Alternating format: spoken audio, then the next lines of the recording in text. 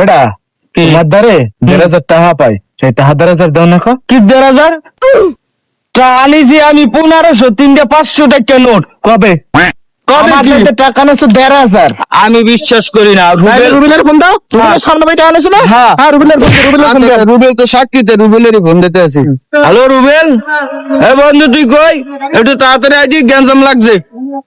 এ তোকে কি হইছে? আয় কি হইছে? তোরা ফোন দিয়ে পাগল হইছিস? কি হইছে তোকে? হইছে না?